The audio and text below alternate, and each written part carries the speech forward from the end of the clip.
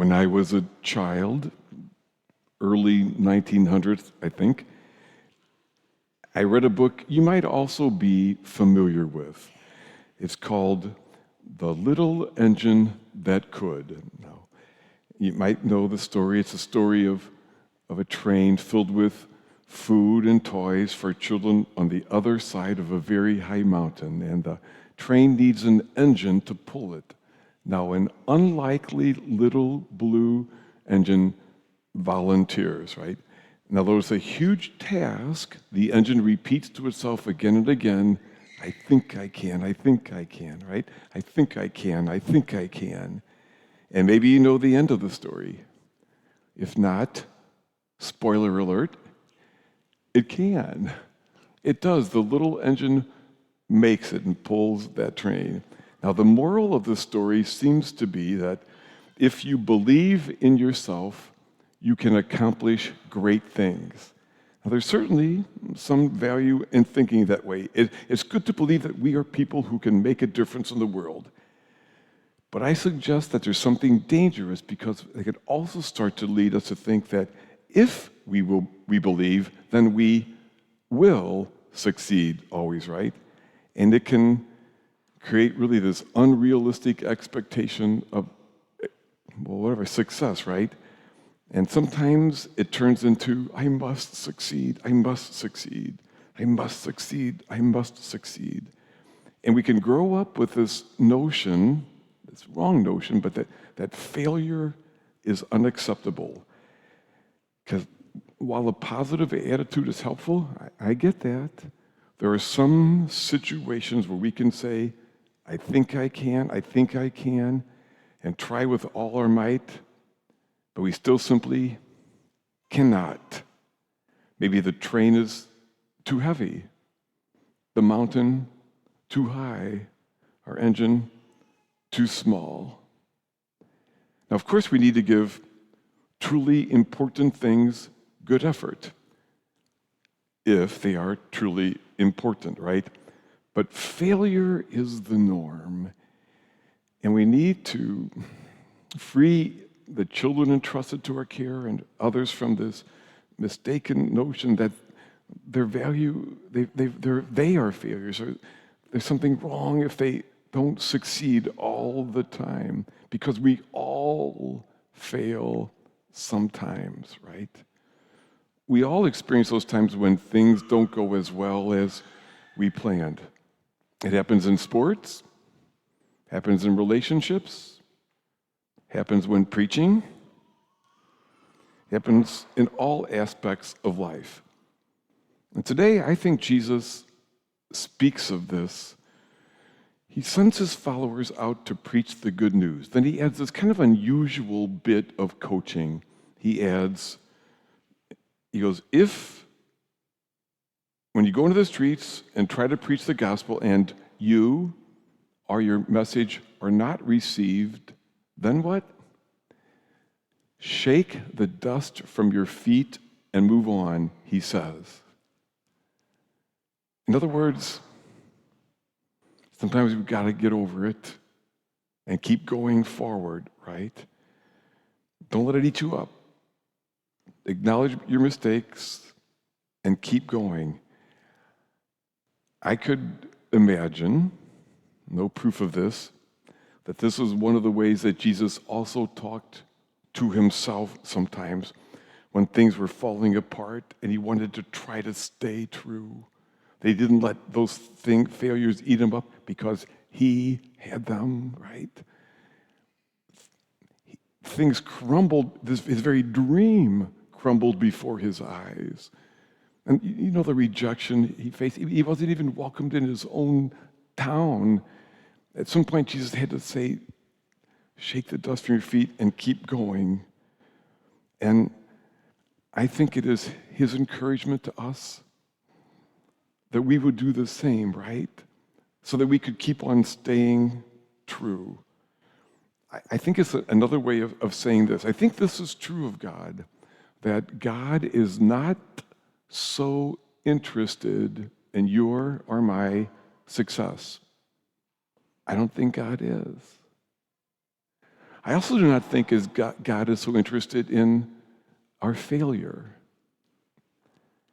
I don't think God is. Now, if you're like me, that's hard to kind of accept or believe sometimes, right? I would suggest instead God is much more interested in things like this, among others. One is our inherent goodness, which is never gone. You've heard me say to our children, because God put some of God inside of every person. That is forever. Everyone has and will always have an inherent goodness. And God is much more interested in our living with integrity. Says to his disciples, okay, things might fall apart. Just stay true, live with integrity. We won't do that perfectly, but that value will never lead us astray. And God says, please, please do it with a loving heart. Act with kindness. Choose kindness. Then successes or failures, well, they have their place, but they don't matter that much. Maybe, like me, sometimes our failures, those things that don't work out so right, they can leave us with shame and anxiety. And I think God would say, okay, instead of all of that, can you just shake it off and get on with the work of loving? Because human beings are finite and fallible. Failure happens. Some things that are broken cannot be fixed. Most excellent athletes in sports programs never make it anywhere near the semi-pro level, right? Business plans don't always work out. Not every marriage is made in heaven. Not every surgery is successful. Not every business strategy works. Friendships are full of missteps, mistakes, and misstatements. Parents can mostly do right stuff, and their kids will still suffer, and likely sometimes, or perhaps often enough, go astray. And it's okay. You and I, no matter the things that fall apart or don't, are still valued and of importance in this world, beloved children of God each step of the way. On this 4th of July weekend, when our nation celebrates its independence, I think it's also to remember that there is an inner freedom that is worth working on, because we can get so eaten up by stuff, right? And one of the things that eats some of us up is failures, and then going from that to shame. And we can spend so much time on self-recrimination that we miss the chance to do the good that's right in front of us. So how about this? Instead of berating ourselves for our failures, I believe God would have us just acknowledge those, admit them, say I'm sorry, make amends if we need to, and then get on with life. You and I are more than the sum of our failures and mistakes. I'll say it again. Take this for yourself. You are more than the sum of your failures or mistakes. And when the dust of regret clings to us, may God just help us shake it from our feet. So that's basically it.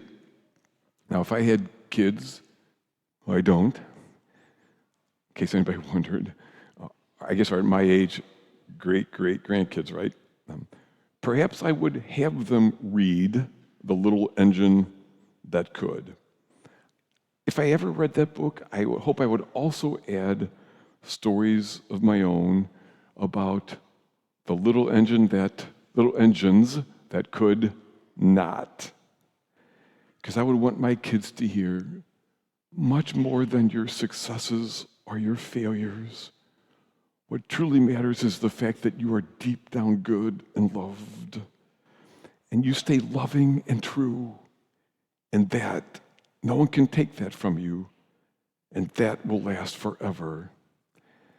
And then, Instead of having to always say, I think I can, I think I can, I'd make sure my children would know it's okay if sometimes they said, I don't think I can in this case.